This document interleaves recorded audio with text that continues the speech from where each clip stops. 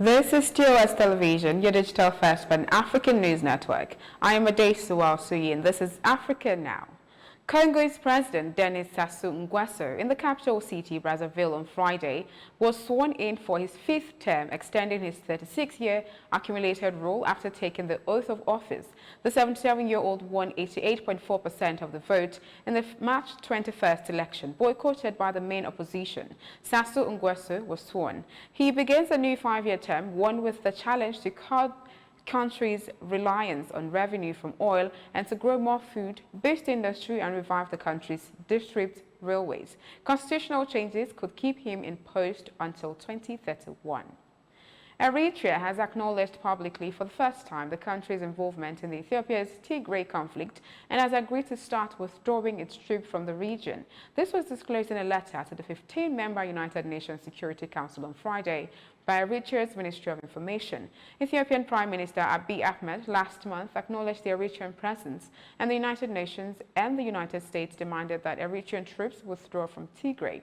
The conflict has killed thousands of people and forced hundreds of thousands more from their homes in the region of 5 million. The United States is imposing visa ban on Ugandan government officials accused of human rights violation and repressive acts that tainted the January election, putting pressure on President Yoweri Museveni. A statement by the United States Secretary of State Antony Blinken said Uganda's government during the recent electoral process undermined democracy and respect for human rights. As a result, visa restrictions were placed on those believed to be responsible for or complicit in undermining the country's democratic process, including during the country's January 14 general elections and the campaign period that preceded it. Blinken further stated that the government of Uganda must significantly improve its record and hold accountable those responsible for flawed election conduct, violence, and intimidation.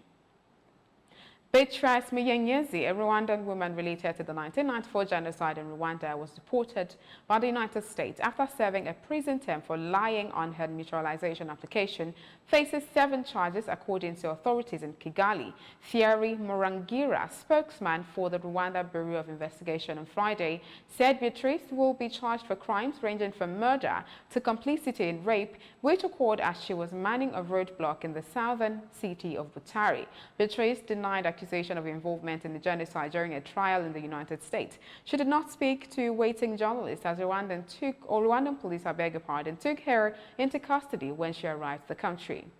This is your digital first Pan-African news network, TOS Television. You're watching Africa Now. Soaring food prices and conflicts to drive up hunger and famine across West Africa, according to the World Food Programme. This and more after the break. Do stay tuned.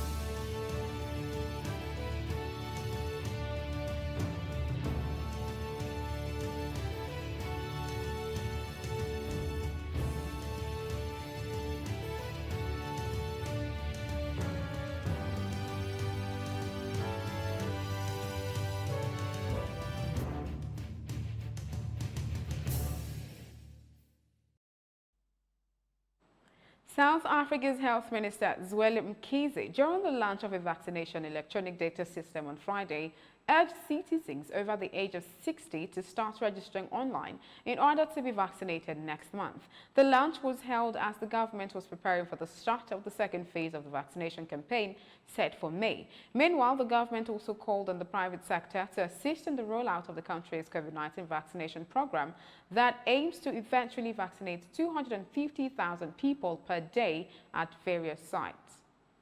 South Africa is the African country whose citizens and visitors have been restricted entry into Guatemala, a Central American country. This is an effort to control a jump in its coronavirus cases. President Alejandro Giammattei said on Friday in a public address, the measure will go into effect on Saturday and last through April 30, applying to tourists who have been to South Africa and the other countries restricted within the prior 2 weeks. Giammattei said. He noted that Guatemala had registered 5,813 new COVID-19 infections in the last 5 days, bringing the total in the Central American country to 210,667 confirmed cases that triggered their alerts and forced Guatemala to have to decree a state of prevention immediately.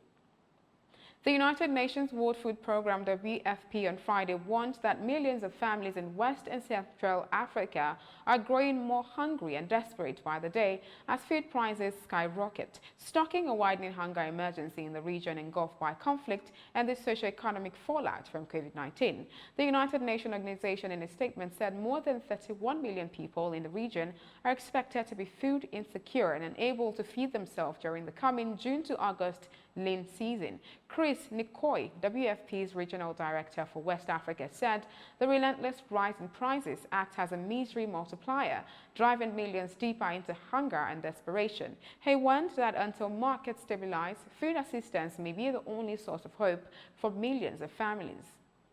In sports, 25% of football fans have been granted approval to return to stadiums to watch matches across the country, according to a statement released by Ghana's Ministry of Youth and Sport. The decision follows several deliberations, between the Sports Ministry, the Ghana Football Association (GFA), the National COVID-19 Task Force, and other stakeholders concerned. The statement said, national COVID-19 safety protocols and GFA match day COVID-19 protocols should still be observed, it added. Ghanaian President Nana Akufo-Addo announced a ban on football fans at the various league centers to watch matches last year as part of measures to contain the spread of the pandemic. And that is Africa Now. For more updates, visit our website at www.tostvnetwork.com. Also follow and like our social media handles on Facebook, Twitter, and Instagram. And remember to subscribe on YouTube. To stay with us and enjoy more programs on TOS Television Network. My name is Adesuwa Osuyi. Good afternoon.